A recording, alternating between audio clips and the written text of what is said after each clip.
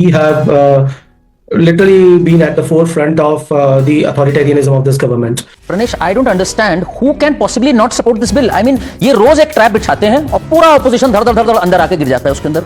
इसमें what is the wording? Let me just read out. Removal of minister accused of offence punishable with 5 or more years, detained for 30 consecutive days. आप मुझे बताओ, सबसे पहले एक minister पर, let's take this practically, एक minister पे एक ग्रेव चार्ज आता है where he can possibly be punished up to 5 years or more. Now this itself honestly warrants a resignation because you would not want someone to influence the investigation, influence the witnesses.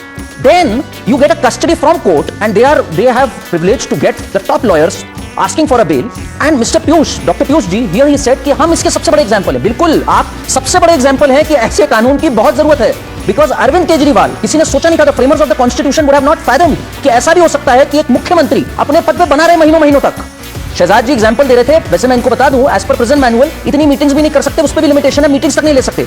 Whole Delhi was in shambles while Kejriwal clung on to his post. And let me also further tell you, Kejriwal अगर रुके थे उस समय Delhi high court की क्या-क्या wordings आ रही थी, उनकी बेल रिजेक्ट क्या हुई थी, grave misuse of power, breach of trust, serious charges. In fact even Manish Sisodia, what did the supreme court say on 30 October 2023? There is a money trail of 338 crores. So it was coming from the courts. अगर पीयूष जी का कोई grudge है, वो court से grudge है, इनको bell वहां से डिनाई हो रही थी, कहीं और से नहीं हो रही थी. तो ये तो एक फुल प्रूफ है, ये तो बट ऑब्वियस होना चाहिए. No minister should ever be allowed to continue in their position if such grave charges are against them.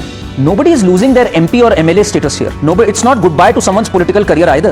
Why should there be such a crazy scramble for sticking to a position when such serious allegations are your way and you can come out clean and take back that position? You can always do that. That you ask, but it's up to Dharmendra Pradhan to decide, do I go on moral grounds or not? It's for the Prime Minister of India to decide whether he should get rid of him or not.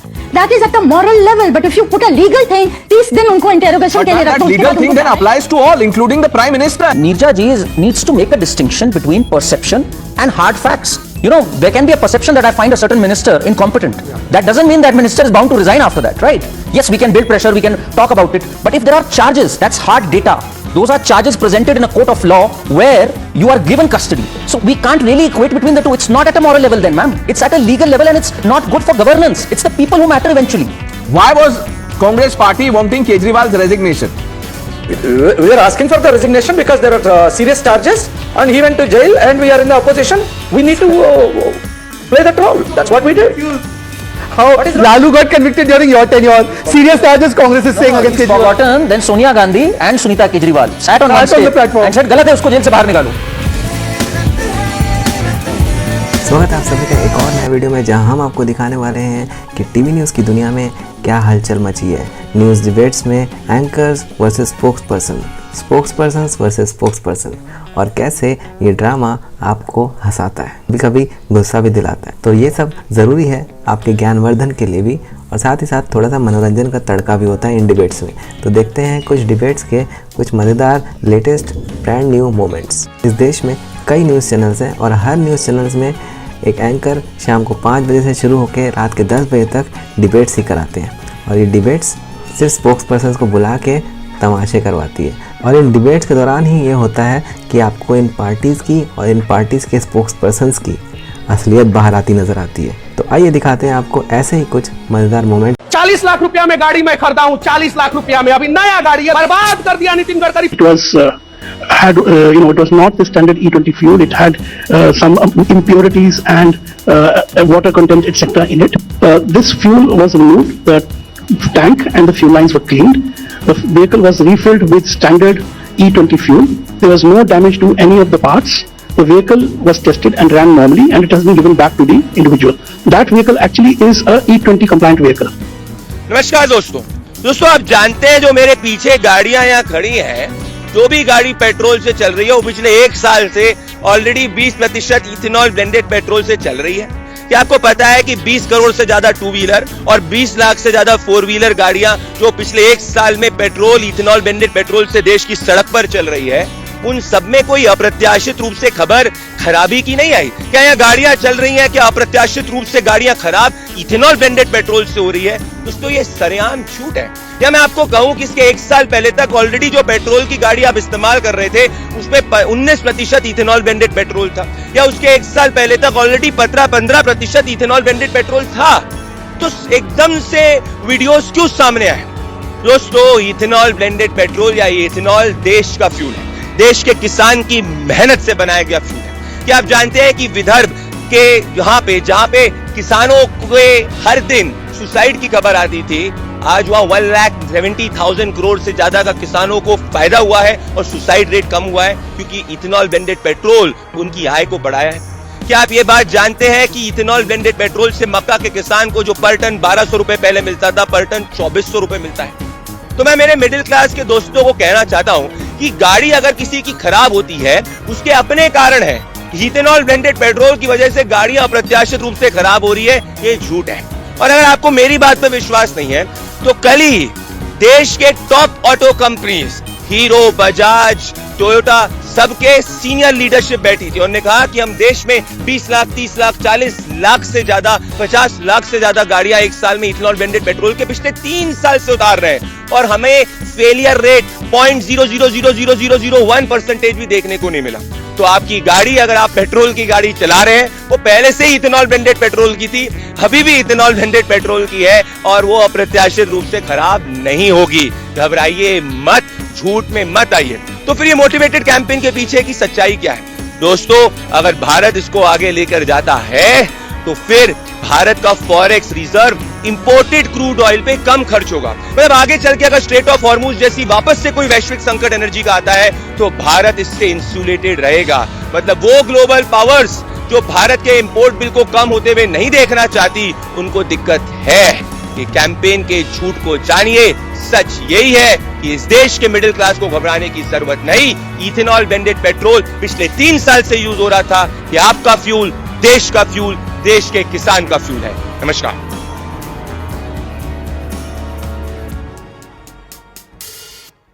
आप राम मंदिर के चोरों के साथ हैं या चोरों के खिलाफ? बीच का कोई रास्ता नहीं है। लोगों ने अपनी जमीनें बेच बेच कर दान दिया था, महिलाओं ने अपने गहने दान किए थे, बदले में उन्हें क्या मिला? धोखा। यही दिन देखने के लिए भाजपा को वोट दिए थे। अब चुप रहने से काम नहीं चलेगा। अयोध्या इन भाजपाइयों की बपौती नहीं है, अयोध्या धर्म की नगरी है, लेकिन चोरों ने उस पर कब्जा कर लिया है। खुद सोचिए, सांसद विधायक खरीदने, सरकारें गिराने के लिए सैकड़ों करोड़ की रकम कहां से आ रही है? अयोध्या को चोरों से आजादी दिलाइए, चढ़ावा चोरों के खिलाफ आवाज उठाइए। तो कर बोलना रही होती मैं ऐसे आप लोगों के सामने, तो सरकार से तो डर लगा ही नहीं, और सरकार को हमसे डर लगना चाहिए। हमें सरकार से क्यों डर लगेगा भाई? हमने सरकार को बनाया है। कैसे बदनाम हो रहा है आप ये बताइए? देश तो इससे बदनाम हो ही नहीं रहा। यहाँ पर जय भीम के नारे लग रहे हैं, जय हिंद के नारे लग रहे हैं, भारत क्या कहते हैं, हिंदुस्तान के नारे, इससे तो परेशानी है। जय श्री राम का नहीं लग रहा है। नहीं, जय श्री राम का नारा क्रांतिकारी नारा नहीं है ना, इसलिए वो लगेगा भी नहीं यहाँ पर, है ना। वो आस्था का नारा है, मंदिर में जाके लगाओ, अपने घरों में लगाओ। जय श्री राम का नारा जो भी लगाना है, हमने कहते नहीं लगाओ भाई, पर जबरदस्ती किसी से मत लगाओ। यहाँ पर जय भीम का नारा ही लगेगा, यहाँ पर हमारे जो भगत सिंह है उनका ही नारा लगेगा यहाँ पर। तो ये इस तरीके के नारे आप अपने घर में लगाओ, इस तरह के नारे। यहाँ पर अल्लाह अकबर का नारा लग रहा है क्या? नहीं लग रहा ना। आस्था का प्रतीक आप अपने घर पे लगाओ, अपनी मस्जिद में कहीं भी लगाओ, उनकी आस्था है आप अपने लगाओ। ऐसे जय श्री राम का नारा भी ऐसे थोड़ी ना कि थोप दोगे किसी पे भी जाकर कि नहीं तो अल्लाह अकबर बोलना पड़ेगा। यहाँ पर तो मैंने नहीं देखा इस तरीके का। हाँ, एक लड़के को मैंने देखा, वो बोल रहा है खुलेआम जय श्री राम का नारा लगा रहा है कि सारे नारे लग रहे हैं। आप एक बात बताइए, उसी जगह एक बंदा खड़ा होकर अल्लाह अकबर का नारा लगाते, पता है उसका क्या हालत होगी? तो ये सब चीजें एक जगह सोनम वांगचुक एक अनशन पर बैठे, पिछले 8 दिनों से कुछ खा नहीं रहे। दूसरी जगह आपको ब्रेड पकौड़ा खाते हुए दिखाया जा रहा है ना। इस तरीके की बातें कही जा रही है, और वो इस बात से भी, क्योंकि सोनम सर ने भी कहा था कि भाई जो बयान उन्होंने दिया था, तो जो आपको बदनाम किया जा रहा है सोशल मीडिया पर, क्या ये कोई नैरेटिव, कोई एजेंडा है आपके खिलाफ? जो मुझे लगता है ये मुद्दे से हटाने की मुद्दे से भटकाने की बचकाने कोशिश है। वो भूख हड़ताल पे बैठे 1 महीने तो पॉसिबल नहीं होगा, मर जाएंगे। सोनम जी भूख हड़ताल में बैठे, उससे भी कुछ फायदा नहीं। कुछ अनशन किए बिना भी हम ये प्रोटेस्ट जारी रख सकते हैं। अन्ना हजारे की जो रोल है उसमें आपकी लोगों की क्या भूमिका है? अन्ना हजारे से मुलाकात करेंगे आप लोग? बिल्कुल नहीं। मुझे लगता है युवाओं को ये अब चीज हाथ में लेने दो। जो लोग 60-70 के हो गए ना, वो रिटायर हो जाए, चाहे पॉलिटिक्स हो या चाहे एक्टिविज्म हो, वो रिटायर हो जाए, वो किसी आश्रम में बैठ जाए। फ्यूचर हमारे फ्यूचर का सवाल है, स्टूडेंट्स के फ्यूचर का सवाल है। अब हमें डिसाइड कर दो ना क्या करना चाहिए। कब तक मतलब बुढ़े लोग जिनका सब कुछ हो गया वो डिसाइड करेंगे?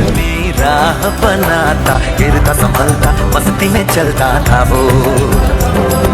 हमको कल की जो लोग 60-70 के हो गया वो रिटायर हो गए, बस आज का जश्न मनाता हर लम्हा। बहुत नीच आदमी है। सांप को देखा और तेरे को देखा तो पहला सांप को छोड़कर तेरे को मारना पड़ा। कहाँ से आया था वो? To invite the Honorable Prime Minister of India, Shri Narendra Modi ji.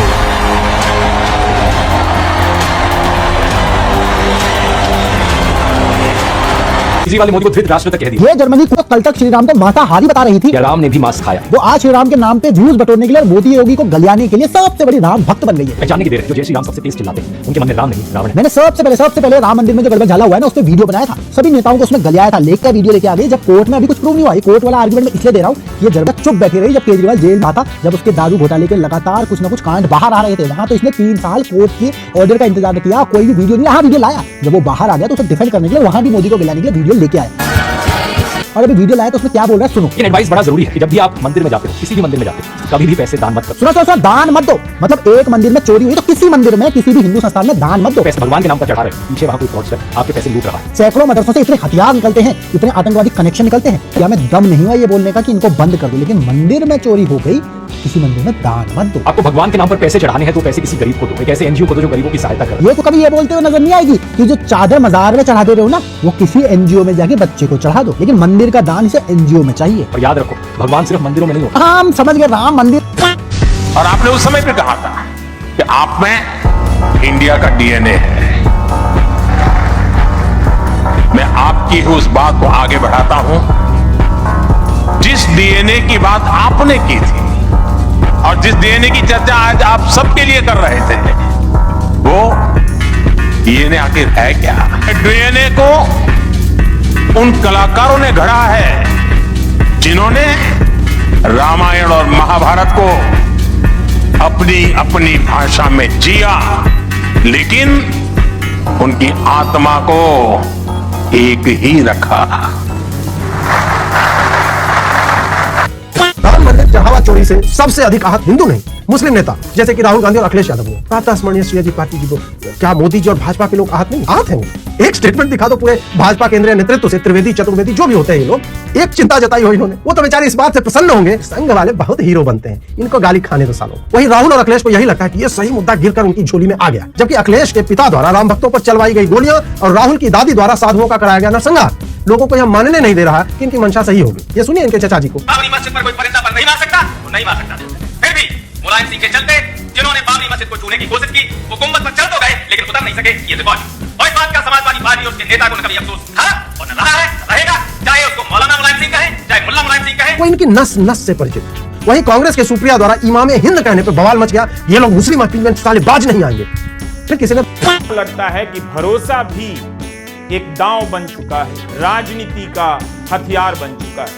BJP के नाराज समर्थकों को समझाने के, भ्रम में रखने के लिए कि भरोसा रखिए, चोरी होती रही, वो नहीं पकड़ी गई, लेकिन सजा मिलेगी। जो लूट हो गई, इतनी लूट हुई, अयोध्या में किस किस ने जमीन कैसे खरीदी, क्या इसकी सच्चाई बाहर आ सकती? जमीन का मामला तो 4 साल पहले से है। इसके लिए कोई किसी पर भरोसा इतनी आसानी से क्यों कर सकता है और क्यों भरोसा करना चाहिए? नमस्कार, मैं Ravish Kumar. Just before I made my state visit to India, genome sequencing test, I tested my DNA and I found out I had Indian DNA.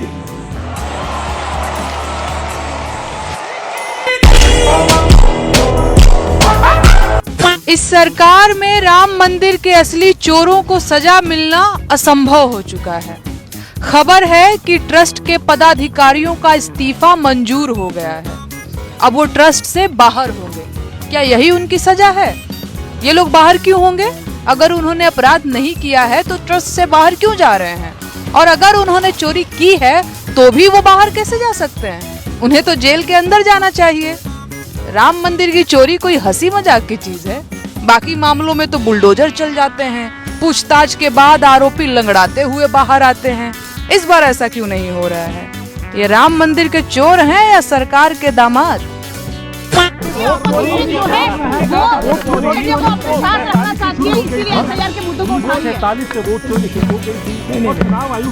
देखिए, मैंने खत्म, bye bye, ta-ta, goodbye, गया। I tested my DNA and I found out I had Indian DNA. Oh no, this is true, you know, and that's why I think every time I hear some music, especially Indian music. I find my body moving. इस्तीफा तो चाहिए, साथ में जवाब चाहिए कि अभी तो क्यों नहीं दिया? क्या ये आपको प्रॉब्लम नहीं लगती है? इसकी बात आपको सुनाई देती है? आपको दिखाई नहीं देती है? राम मंदिर में ना मेहनत और पैसा राम भक्तों का लगा है, मगर हिसाब की चिंता सुअरों और जिहादियों को हो रही है। जय श्री राम। रामायण कांग्रेस को मैं भी वोट देना चाहता हूं, पर देना बीजेपी को पड़ता है। मैं बीजेपी का सपोर्टर नहीं हूं। राहुल गांधी आगे कहते हैं 90% 80% रिजर्वेशन कर दूंगा, जितना तुम्हारी पॉपुलेशन में हिस्सा होगा उतना कर दूंगा, तो फिर बीजेपी को देना पड़ता है, क्योंकि तुम्हें देके मरना तो नहीं है हमने। मैं बीजेपी को बिल्कुल सपोर्ट नहीं करना चाहता। तुम्हारा मैनिफेस्टो पढ़ता हूं, तुम कहते हो लेडीज को ₹1,00,000 दूंगा, इतने सारे यूथ को पहली नौकरी पक्की दूंगा। अगर उनने सच में मांग ली तो तुम कैसे लाओगे नौकरी यार? दूसरा, सरकार नौकरी प्रोड्यूस नहीं कर सकती, प्राइवेट सेक्टर नौकरी प्रोड्यूस कर सकता है। जिसको स्किल आता है वो नौकरी। मेरे को टाइपिंग आती है ना, तो मैं आपके पास जाके कह सकता हूँ मैडम मैं आपका ये टाइप करके दे सकता हूँ, मुझे काम दो। मैं सरकार के पास जाके क्या कहूंगा जब मुझे कुछ आता ही नहीं? तो स्किल पे काम करना जरूरी है। भाई मार्केट में एक नीला भारती आई है जिसका काम है गंदे गंदे पिक्स डालना इंस्टाग्राम पे और मुल्लाओं का मनोरंजन करवाना, और साथ ही साथ सनातन धर्म के ऊपर टीका टिप्पणी करना और ब्राह्मणों के खिलाफ उल्टा सीधा बोलना। आपको बता दे, इसको लेके काफी सारे सनातनी हमको मैसेज कर रहे थे कि एक नीला भारती बहुत ज्यादा उल्टा सीधा बोल रही है, भैया इसका इलाज कर दो। करेंगे, वक्त आने दो। बाकी हम एक चीज तुम लोग को बोल दे, ये फेम के लिए कर रही है, इसको सारे लोग इग्नोर करो। ऐसी नीला भारती को हम लोग के समाज में रखा जाता भी नहीं है। दूसरी चीज, जिस तरीके से नीला हरपिक टॉयलेट की यूज आता है, उसी तरह ही नीला भारती जो है सिर्फ और सिर्फ मुल्ला के अलावा कहीं नहीं, बाद में घूम फिर के हम ही लोग के पास आएगी। तो इग्नोर मारो तुम लोग मौज लो, रोज लो, और ना मिले तो ऐसी नीला भारती को। पाकिस्तानियों में और चमचों में क्या फर्क है? देखो, पाकिस्तानी चाहते हैं नरेंद्र मोदी भारत का प्रधानमंत्री ना रहे, और चमचे भी चाहते हैं नरेंद्र मोदी भारत का प्रधानमंत्री ना रहे। पाकिस्तानी तो भारत विरोधी है ही, और चमचे भी भारत विरोधी हैं। तो भाई मेरे हिसाब से पाकिस्तानियों में और चमचों में कोई फर्क नहीं है। यहाँ हर समस्या का समाधान खोजा जाता है। कोई भी समस्या हो, समाधान एक जगह, पहुँचे जंतर मंतर। हिंदू को गाली देनी है, पहुँचे जंतर मंतर। मंदिर से परेशानी है, पहुँचे जंतर मंतर। भगवान को गाली देनी है, पहुँच जाए जंतर मंतर। हिंदू मुसलमान करना है, पहुँचे जंतर मंतर। स्त्रीलिंग पुलिंग संबंधी कोई परेशानी है या अपना जेंडर चेंज करवाना है तो पहुँचे जंतर मंतर। बदन दुखता है, मसाज चाहिए, पहुँचे जंतर मंतर। मुद्रा देखने का मन है, पहुँचे जंतर मंतर। नाचने का मन है तो भी पहुँचे जंतर मंतर। मोदी जी, RSS, बीजेपी को गाली देना है, पहुँच जाओ जंतर मंतर। आप कंफ्यूज हैं, आप लड़का हैं या लड़की, आवाज उठाने के लिए पहुँचे जंतर मंतर। आपको झापड़ खाने का मन है, सर फुलवाने का मन है, पहुँचे जंतर मंतर। आतंकवादियों को सपोर्ट करने का भी मन है तो भी पहुँचे जंतर मंतर। आपके पास कोई काम नहीं है टाइम पास करने के लिए, अभी के अभी पहुँचे जंतर मंतर। अच्छा, फिर नीट और पेपर लीक का क्या? वो अता पता लापता।